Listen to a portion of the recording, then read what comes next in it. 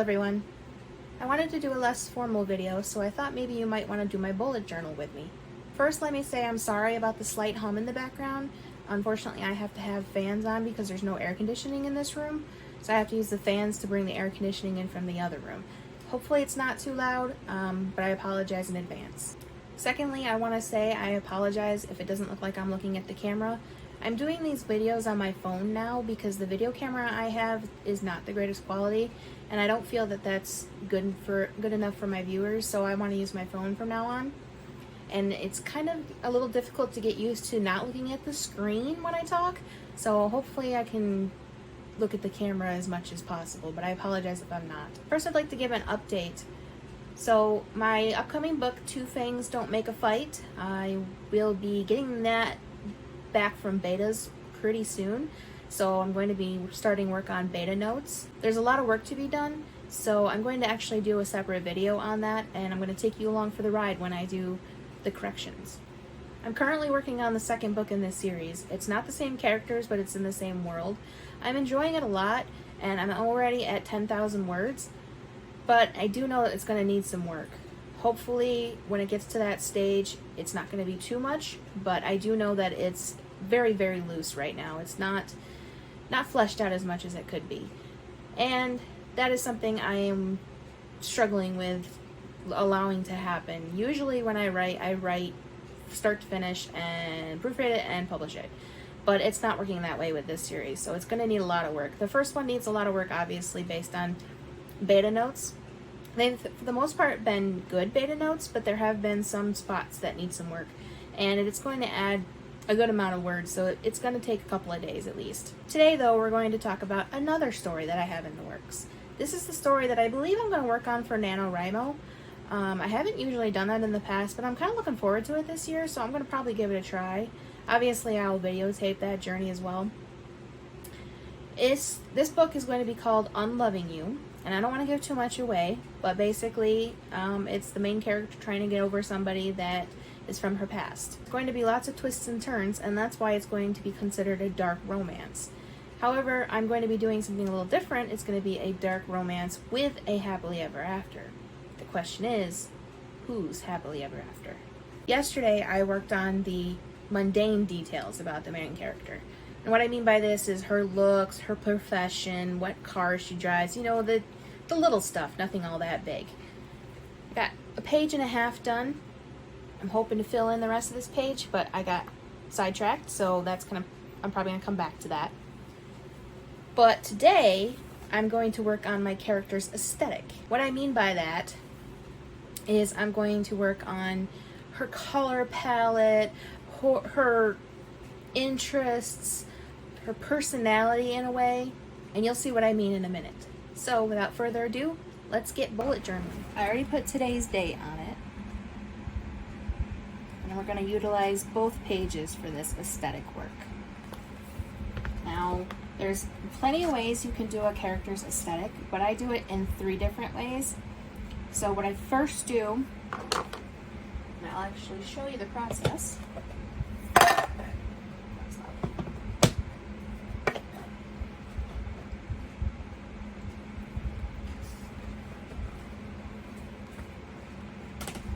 The first thing I use is rubber stamps. This helps you get a basic idea of the feel of your character, whether they're woodsy, a gardener,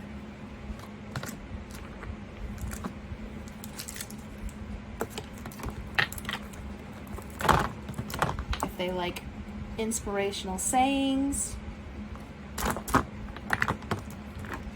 if they have pets, simple things like that. If they have a favorite holiday.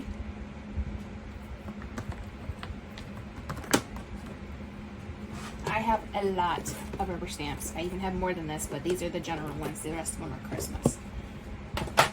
Butterflies, bears, bunnies, angels, the list goes on and on. Rubber stamps are a great thing to utilize.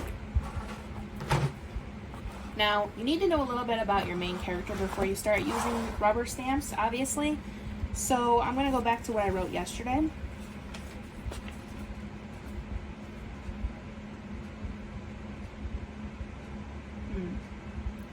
She's a movie reviewer. She's in her 30s. Her hairstyle is wild. Favorite food's Italian.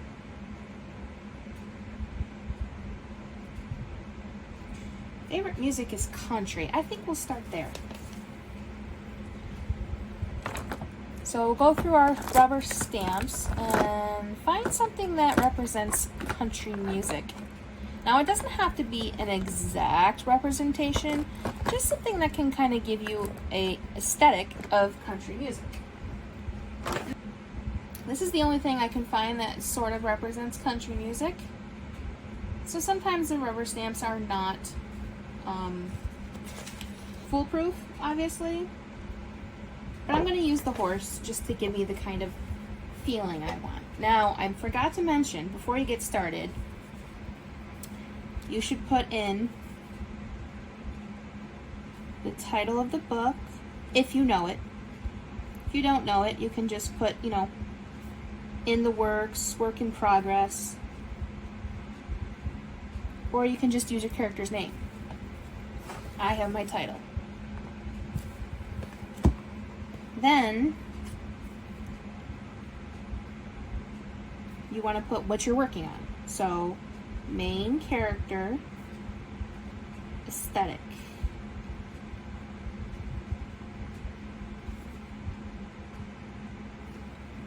That's it. So now I have my setup. And in these wonderful bullet journals, which I will put a link to which bullet journal I'm using in the description, but in these lovely bullet journals, they actually already have the pages numbered, which is great, because it does actually have an index in the front, so you can actually find what you're working on quickly. I'm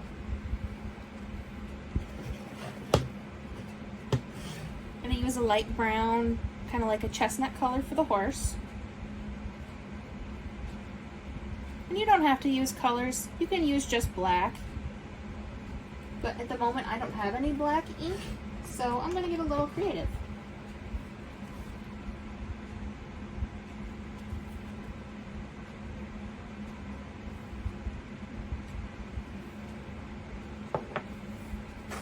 And there you go. There's the horse.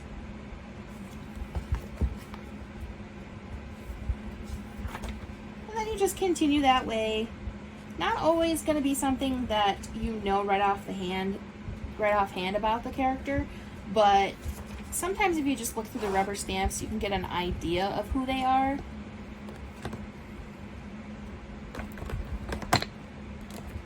Now my main character is working on getting over somebody, so I'm going to put a rose.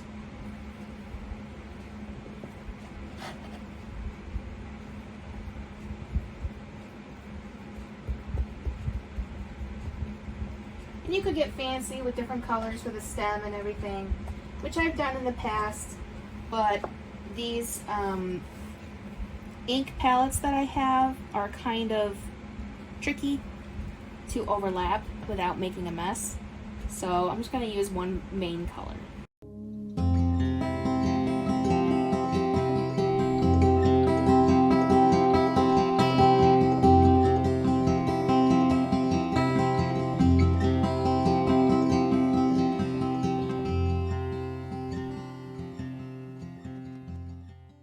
And if you get to a point where you run out of stamps that represent your character, which I believe I have, that's when you move on to the next supply. And again, this is not the way it absolutely has to be done. This is just the way I like to do things. So we got our stamps. We only have 3 this time, but that's okay. We put them away so they're not in our way.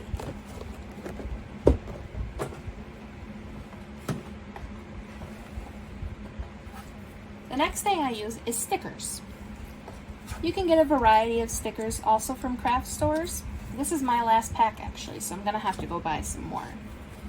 But it's got words, it's got some encouraging stickers, some little ones with just basic things on them. You know, a whole bunch of different varieties. So I just think about my character and go through the stickers and see if there's any that I'd like to add. The word stickers aren't really relevant to this story, so I'm going to skip that page.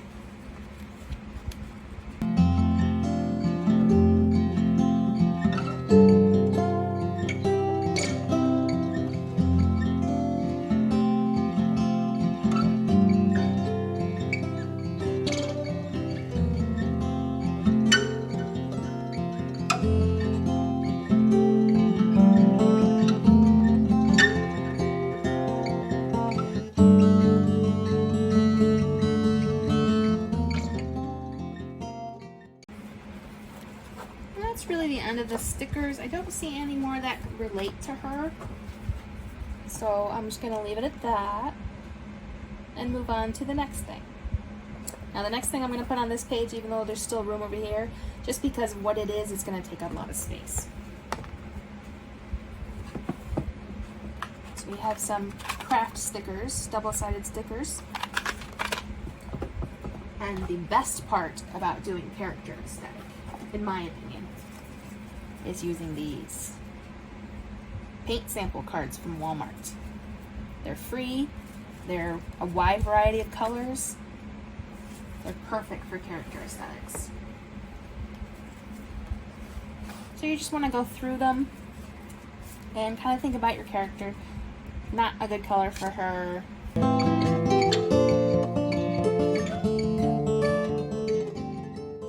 The other thing about these lovely paint cards that's great, it's not going to focus, but the paint actually has names. So you could use those as well to give your character kind of a personality. Now this one says extrovert. She's not going to be an extrovert, so we're going to leave the word off if I use that color.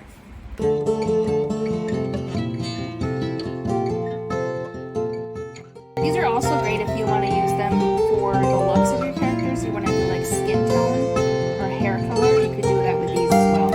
I just wrote them in yesterday, just normal, but you can use the paint samples for that as well.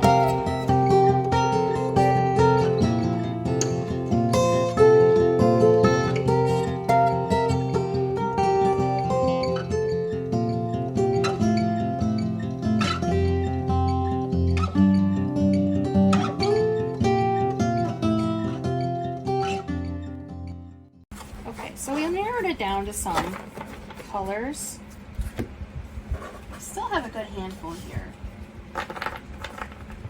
but narrowing it down is a good start. So we're gonna look at, I really do like the mauve. I think the really light purple is a little too light for her, so we're gonna get rid of that. The blues and yellows are good. That's too dark, I think. Same with that one. Purples are tricky. That one's not too bad. We might try that one. Purples are definitely tricky because they look different on different people. Really light pink. Another really light pink. These ones are more of an orangish pink. I don't think she's an orange kind of person. Okay, narrowing it down a little bit more.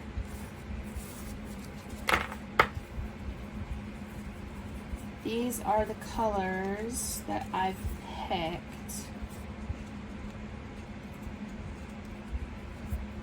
I like to do about 10 in the end to just pick from. There's only 9 here, but 10 is a good round number, I think. So that's what I usually go with. I feel like the 3 on this end are a little too drastic, so I'm going to just get rid of those.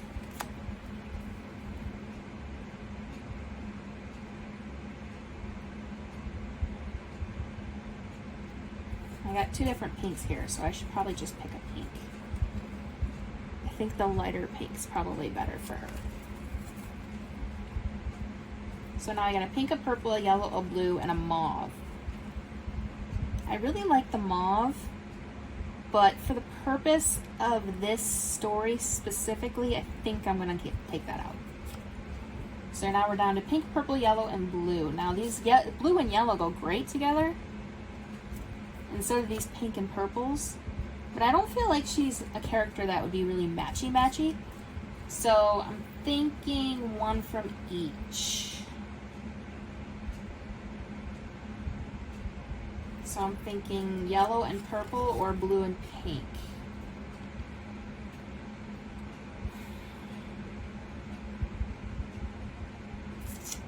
I'm really leaning towards the yellow and purple. Blue and pink is nice, but it's not giving me the vibes for the character that I want. So I think I'm going to go with the yellow and purple. Alright, so we're not going to use the whole card because I'd like to keep some of the color for other characters in the future. So we're just going to take our handy scissors. Be careful, kids. And just cut a strip. Now, the names of the colors are Mauve, Melody, or Sophia. And then the yellows are Early Morning Sun, Daisy Yellow, or Harvest Moon. Now, I think the Harvest Moon is just a little too green for my liking. So I'm going to use Daisy Yellow or Early Morning Sun. And again, I think the mauve is too dark. So we're going to use Sophia. So I think I'm going to go with Sophia and Early Morning Sun. I think those go good together. Now, I don't feel either of those words represents my character, so I'm not going to use the words. I don't feel she's a morning person. I feel like she's kind of like a early afternoon kind of person. So we're not going to use the words, we're just going to use the colors.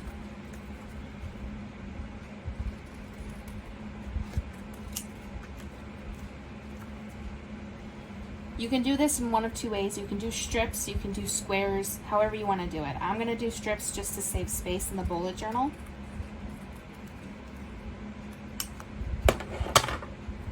Hopefully you can cut straighter than me.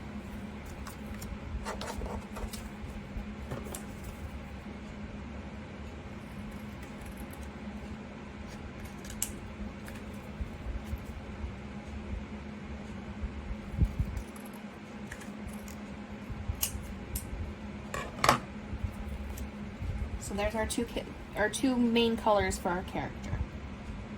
So she's definitely a springy, light color pastel kind of person. We're going to get our handy stickers.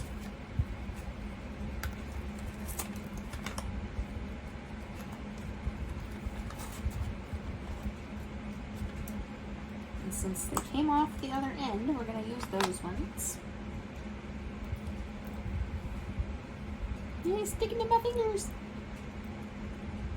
That is the true test of a crafter. If your stuff sticks to you instead of what you're trying to stick it to, you're a crafter.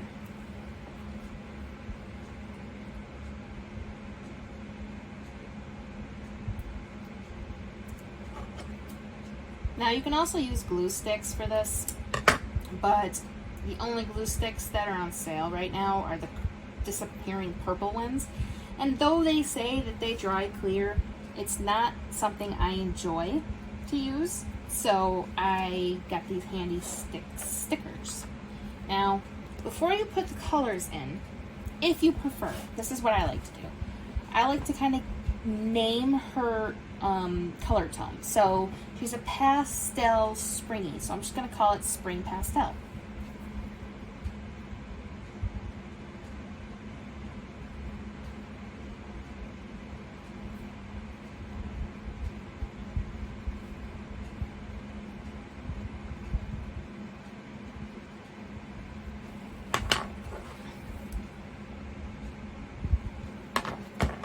And then we're just going to stick this on here. I like to do a crisscross pattern, but you're more than welcome to do it any way you prefer. This is why I did it on this page, because I do a crisscross, so there was not enough space on the other page. And the reason I do a crisscross is simply just personal preference. I feel like I get a idea of the way that the colors mix better that way than I would just like doing them on top of each other. But it's all really just personal preference.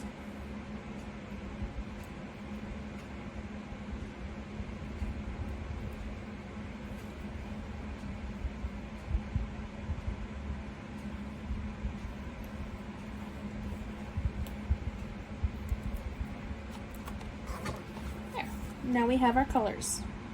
And those are just the main color palette that I want in the aesthetic. It's not the only color the character may wear. It's just kind of her vibe, her color palette. It's not necessarily those colors.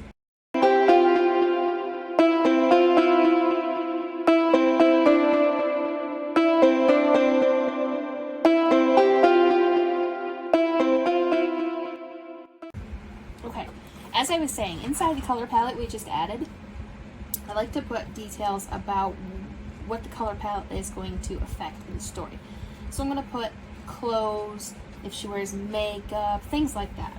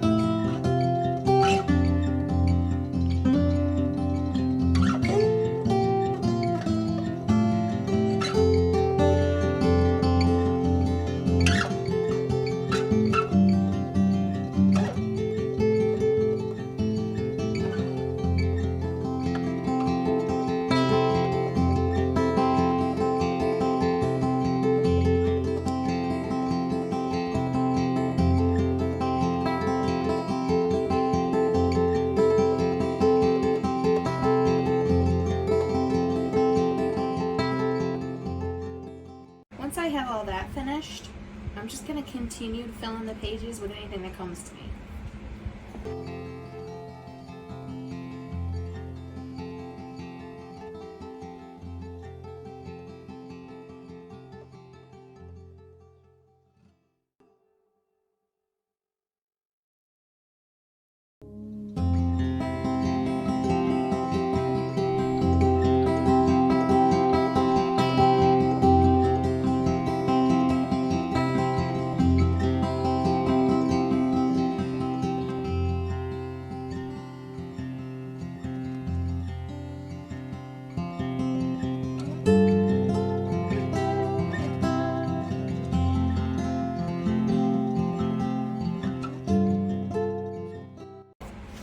So this is what we have for my character aesthetic.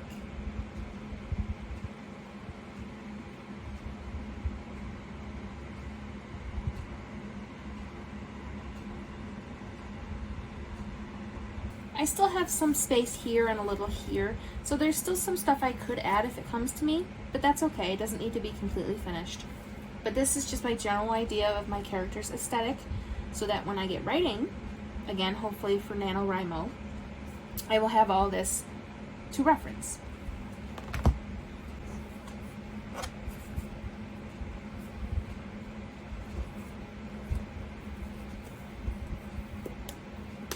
And that's basically how I bullet journal. Now, not everybody does it the same way, but this is what I found works for me.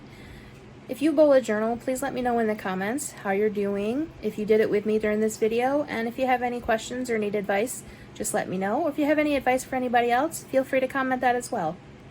Thank you for watching. I'd love to hear from you in the comments, and I hope you enjoy these little bit less formal video. And I'm probably going to do more of these in the future, so just let me know in the comments if you prefer these or the ones where I'm talking to the camera and giving advice, things like that. I'd love to hear from you. Bye!